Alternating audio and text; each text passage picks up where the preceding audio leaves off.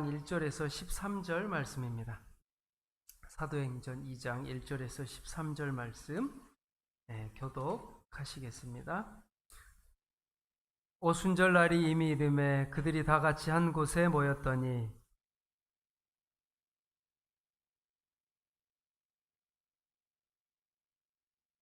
마치 불의 혀처럼 갈라지는 것들이 그들에게 보여 각 사람 위에 하나씩 임하여 있더니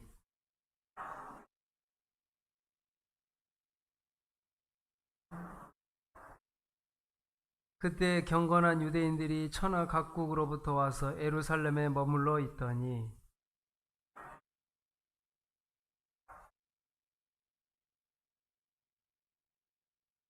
다 놀라 신기하게 여겨 이르되 보라 이 말하는 사람들이 다 갈릴리 사람이 아니냐.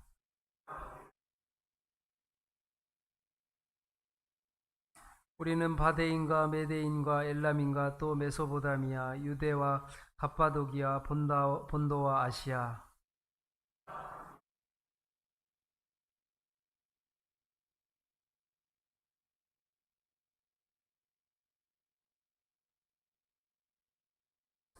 크레데인과 아라비아인들이라 우리가 다 우리의 각 언어로 하나님의 큰 일을 말함을 듣는도다 하고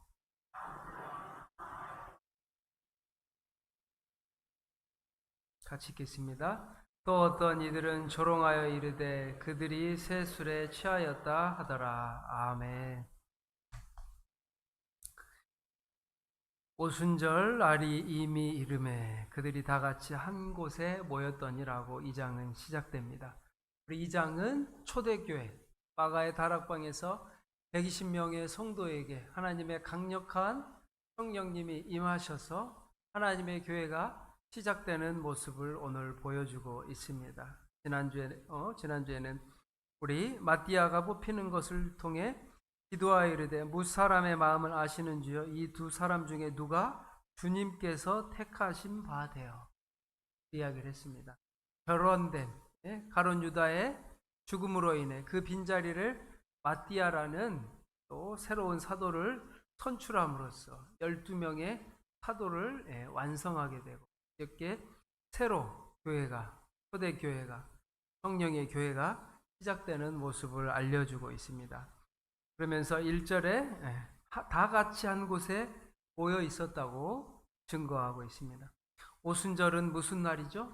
처음 익은 곡식을 하나님께 드리는 절기입니다. 그래서 77절이라고도 하고 우리 7월 6일 맥추절이라고도 불리는 절기입니다. 하나님께서 주신 모든 열매, 삶의 소산에 처음 익은 곡식을 하나님께 드리는 절기가 오순절, 77절, 맥추절이라고 합니다. 이 오순절은 6월절 후 50째 되는 날을 기념하여 지킨 데서 그 명칭이 유래되었습니다. 이 날에 120명의 성도들이 모여 한 곳에 모여 있었습니다. 여기서 한 곳이란 마가의 다락방이거나 성전이었을 것입니다.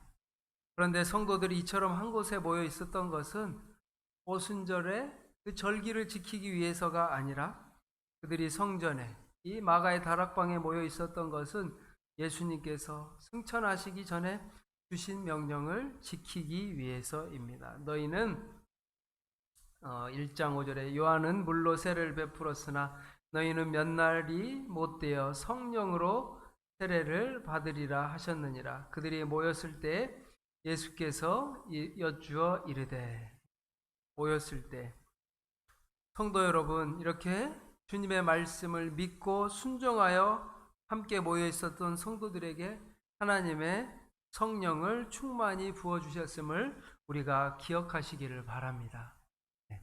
왜 기도에 제가 나오라 하냐면 혼자 기도할 수 있어요 없어요?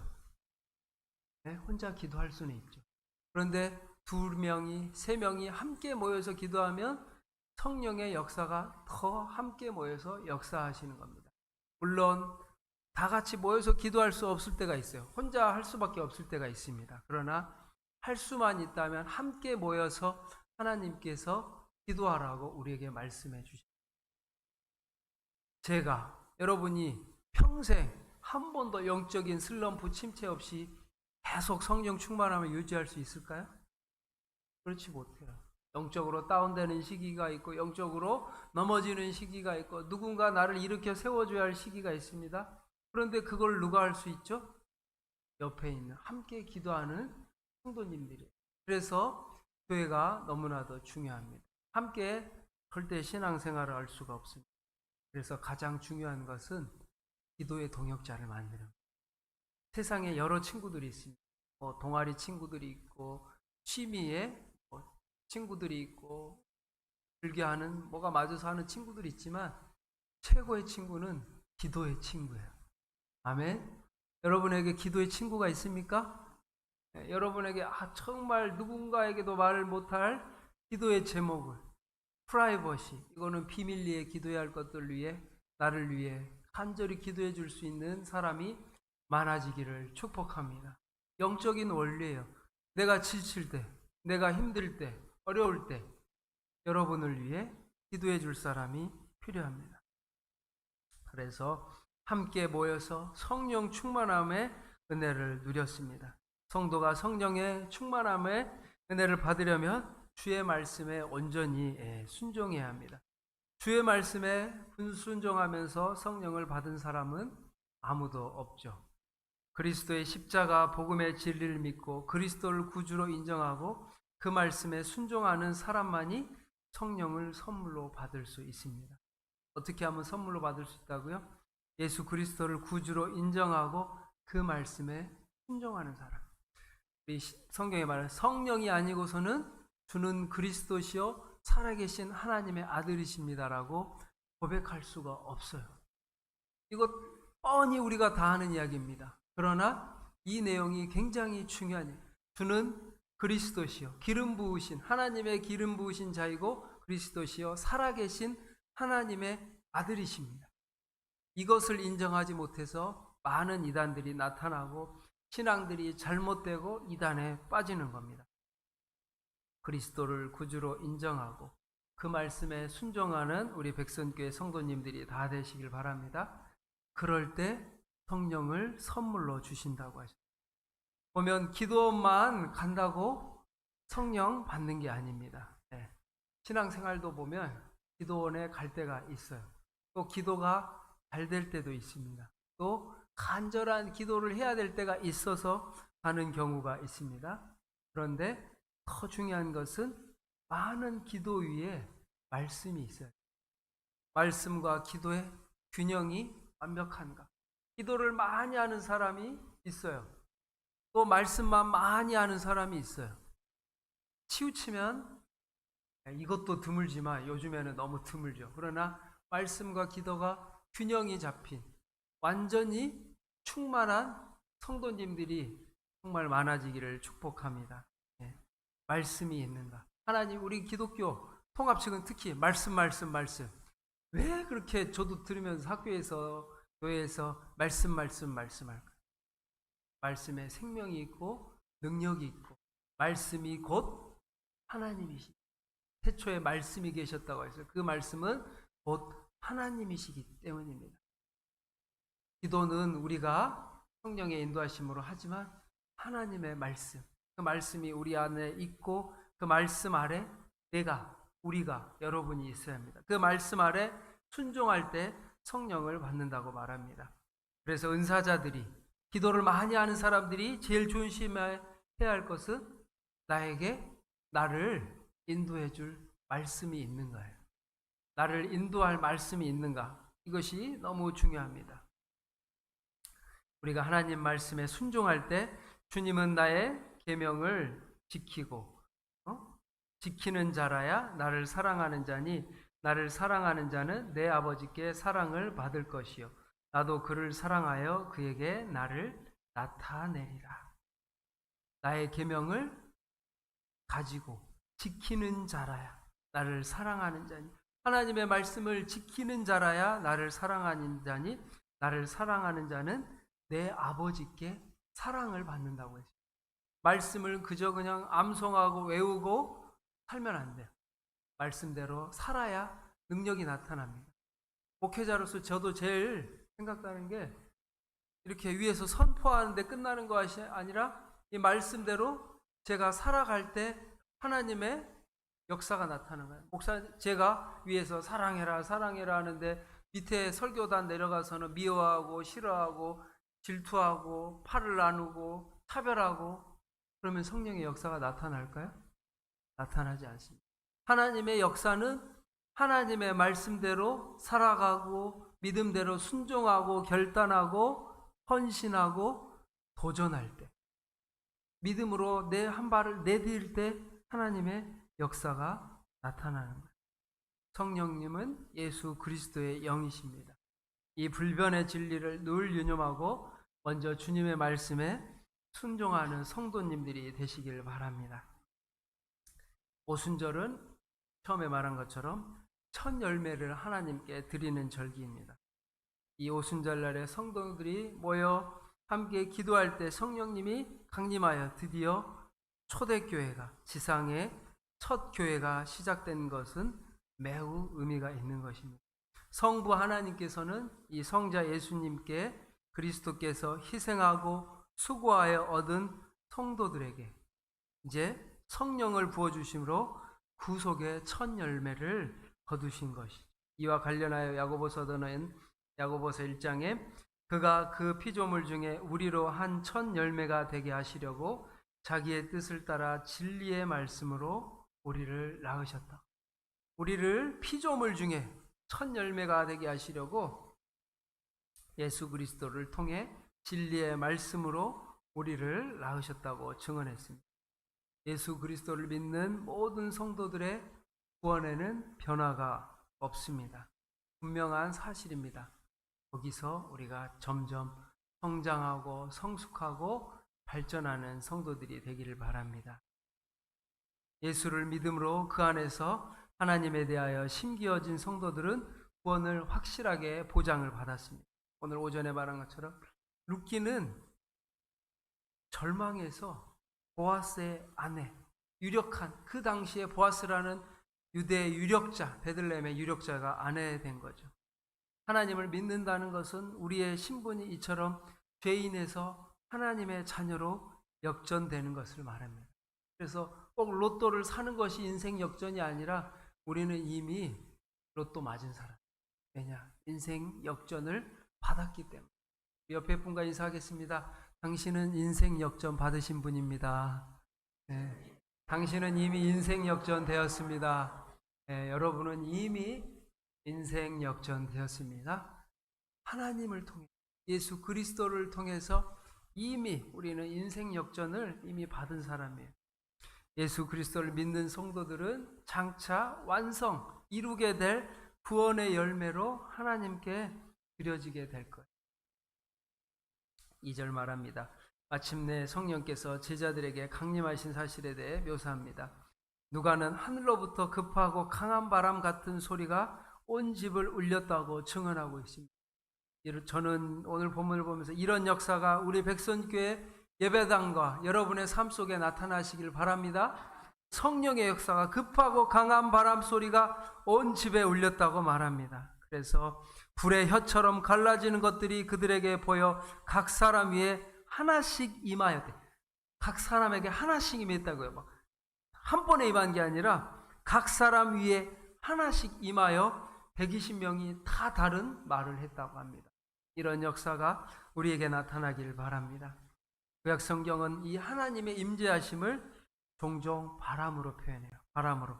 바람 같은 소리는 하나님과 그리스도의 영이신 성령께서 모여있던 120 제자들에게 강림하신 것을 묘사하며, 급하고 강한 바람 같은 소리는 돌풍처럼 거세게 불어오시는 성령님께서 충만하게 성도들에게 임한 것을 나타내 주고 있습니다. 여러분의 삶에 강력한 성령의 바람이 불기를 축복합니다. 우리 성령의 강력한 바람이 불 때 사역에 신바람이 나고 은혜가 나고 기쁨이 넘치고 사랑이 넘치고 은혜가 넘치는 줄 믿습니다.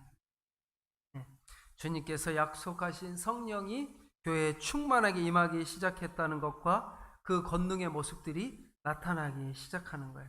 교회의 주인, 교회의 인도자가 되신 성령님께서 역사하시는 것을 말하고 있습니다. 여기서 우리가 주목할 사실은 성도들이 바람 같은 소리는 들었으나 성령의 모습, 형상을 보지 못했다라는 겁니다. 하나님은 영이시기 때문에 사진을 찍는다거나 그 모습을 봤다라는 것은 거짓말이에요.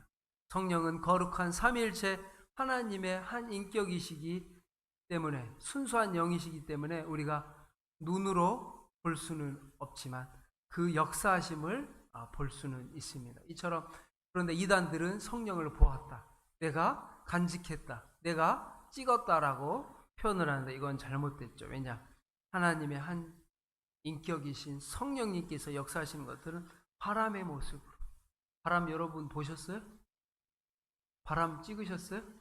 이렇게 토네이도는 보이죠. 막 토네이도처럼 막 이거는 보이죠. 그러나 이 바람, 우리의 육신의 눈으로 볼 수 없고 성령의 영의 눈으로만 볼 수 있습니다. 바람이 불 때 나뭇가지가 흔들리는 것을 통해 바람이 있다는 사실을 알듯이 공기 가운데, 이 가운데 공기가 있지만 우리가 공기를 찍을 수는 없듯이 성령의 은혜의 사역은 이처럼 우리 가운데 나타납니다. 그래서 그의 열매를 통해, 그의 역사하심을 통해 우리는 존재를 알 수 있습니다. 그렇다면 성령의 사역은 어떻게 나타날까요? 우선 사람의 영혼을 변화시킵니다. 타락한 아담으로부터 물려받은 우리 인간의 본성을 하나님의 자녀의 성품으로 변화시킵니다. 단적인 이런 예는 많이 들으셨을 거예요. 담배를 피던 분이 예수님을 영접하고 성령님을 믿고 나서 한순간 담배를 끊었습니다. 자기도 모르겠대요. 갑자기 담배를 끊게 되었다고. 그러면서 전에는 막 끊어야 되겠다고 싶었는데 끊어지지가 않잖아요. 이게 담배도 중독이고 술도 중독 성향이 있는데, 술과 담배가 한순간 끊어지는 경험을 하신 분들이 많이 있습니다. 왜냐?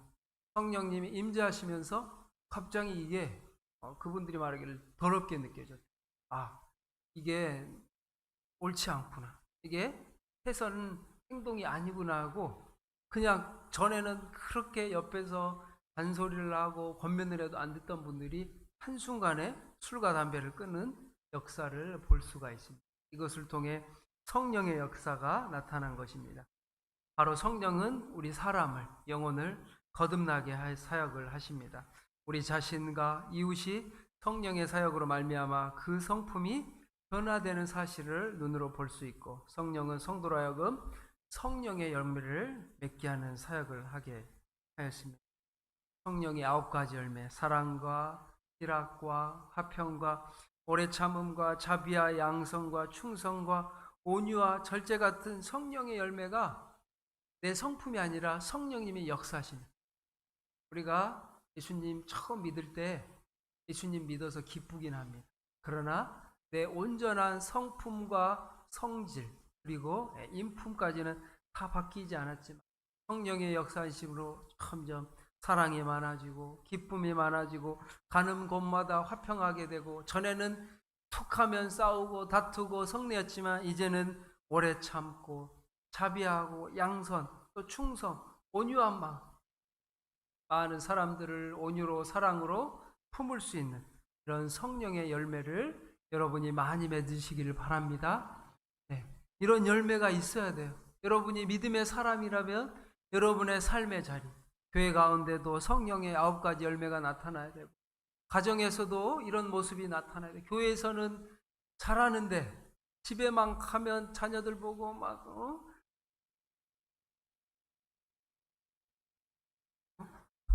있잖아요. 우리 자녀들이 이런 모습 때문에 교회를 안 다닌대요. 실제로 많이. 우리 자녀들이 교회 안 다니는 이유의 50%가 우리 엄마 아빠의 모습이 교회와 가정의 모습이 너무 달라서.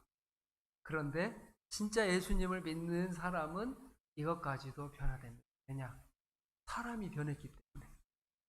교회에 와서만 교인인 척, 가정에 가서는 전혀 변화되지 않는 모습, 세상에 나가서도 전혀 변화되지 않는 모습, 그거를 세상이 뭐라 하거든요. 지금 너희가 말로는 사랑 하는데 가정에서 직장에서, 일터에서 여러분 성령의 사람으로 사시기를 바랍니다. 그래서 어려운 거야. 세상에 전쟁터 속에서 성령의 사람으로 살아간다면 얼마나 어렵겠어요. 그러나 하나님이 그 힘과 능력을 주신다는 겁니다. 우리 13절에 보면 어떤 이들은 조롱하여 이르되 그들이 새 술에 취하였다 하더라. 술 취하면 사람이 어떻게 되죠? 여러 가지 모습들이 있지만 용기가 생기잖아요. 평상시에는 조용하던 사람이 술만 마시면 막 길거리를 다니면서 막 소리를 지르고 집에 와서도 술에 취하면 용기가 생기는 거예요. 그래서 성령에 취한 사람들도 용기가 생깁니다. 지금 예수님이 십자가에 죽으시고 3일 만에 부활하셔서 40일 동안 이 땅에 계시고 승천하신 후에 성령을 받고 나서 120명의 제자들과 수많은 사람들이 두려웠을 거예요. 그러나 성령을 받고 나서 담대해졌습니다. 담대하게 복음을 증거하기 시작했어요. 왜냐? 성령이 임하면 술 취한 사람처럼 예수를 믿으라! 성령이 아니고서는 말할 수 없어요. 이게 참 오해가 없으시길 바랍니다. 노방전도 그 하는 분들은 성령님이 그런 힘을 주시기 때문에, 또 누군가는 그런 사역의 모습들이 필요합니다. 또 누군가는 관계전도 이런 모습들이 필요합니다. 그러면서 성령의 쇠술에 취하면 담대해지는, 할 말을 하는 겁니다. 그 안에 성령이 임하면 죄악을 말하는 것이 아니라 예수님을 말하는 거예요. 지금 제자들이 성령 출만했을 때 기도를 했을 때 방언으로 무슨 이야기를 했어요? 예수님에 대한 이야기를 했고, 예수님을 증거하는 이야기를 했고, 예수님의 사역에 대한 미래의 소망과 비전들을 이야기했습니다. 성령 충만하시길 바랍니다. 네, 성령 충만하면 하나님은 다이너마이트와 같은 힘을 주시고 능력을 주시고 담대함을 주시고, 성령 충만할 때 하나님의 일을 하는데 담대함을 주시는 거예요. 섬기는 것도 부끄럽잖아. 나는 못해. 그러나 성령 충만함이면 담대함을 주시는 거예요. 그래서 하나님께서 우리를 성령 충만함으로 축복해 주시기를 바랍니다. 보면 또 우리 9절, 10절 보면 여러 지역들이 나옵니다. 바데인과 메데인과 엘람인과 메소보다미아, 유대, 갑바도기아, 본도와 아시아, 부르기아, 밤빌리아, 애굽과 구레네, 리비아, 또 그레데인과 아라비아인들이라 우리가 다 우리의 각 언어로 하나님의 큰 일을 말함을 듣는도다. 우리가 각 언어로 하나님의 큰 일을 말함을 듣는도다라고 말하고 있습니다. 이 지역이 사도 바울의 선교지이자 수많은 그 당시의 사람들이 모였던 지역이죠. 장로님들과 이야기했는데 백선교회도 앞으로 성지순례 갈 수 있도록 은혜가 있기를 바랍니다. 참 유익한 것 같아요. 성지순례는 다른 여행과 다른 것 같아요. 이 공부를 하고 아는 만큼 보이거든요. 이 성경의 지명과 인물과 역사들이 예수님의 이스라엘, 또 터키, 그리스 이 성지순례를 통해 하나님이 주셨던 가나안, 젖과 꿀이 흐른다. 그 땅에서 2000년 전에 사도 바울이 복음을 증거했던 그 땅을 밟을 때 또 은혜가 있습니다. 그런데 안타깝게도 지금 터키는 이슬람 나라가 되어버렸습니다. 그걸 보면서 또 안타까움도 많이 느꼈어요. 그러면서 앞의 세대는 모르겠어요. 그러나 우리가 정말 잘해야 된다. 터키 그 당시 하나님의 사역자 이 사도 바울과 수많은 제자들이 생명을 마다하고 복음을 전한 그 땅을 우리가 함께 성지 순례를 통해 배우고 느끼고 신앙의 도전을 받고 다시 한번 하나님 앞에 결단하며 이 성경의 지명들을 우리가 성지 순례를 통해 이런 은혜를 누릴 수 있는 은혜가 있기를 바랍니다.